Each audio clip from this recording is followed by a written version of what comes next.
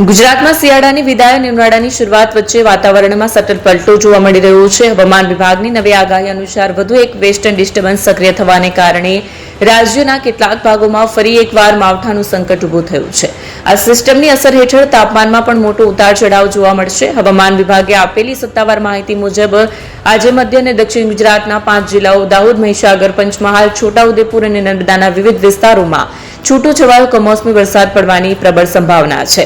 અચાનક વાતાવરણમાં આવેલા પલટાને કારણે સ્થાનિક જનજીવન પ્રભાવિત થઈ શકે છે. કમોસમી વરસાદની સાથે સાથે રાજ્યના તાપમાનમાં પણ ફેરફાર નોંધાશે. હવામાન નિષ્ણાંતોના જણાવ્યા મુજબ આગામી 48 કલાક દરમિયાન રાજ્યના મોટાભાગના શહેરોના મહત્તમ તાપમાનમાં 12 થી 3 ડિગ્રી સેલ્સિયસનો વધારો થવાની શક્યતા છે. તાપમાન વધવાને કારણે બપોરના સમયે લોકોને ગરમી અને ઉકળાટનો સામનો કરવો પડશે.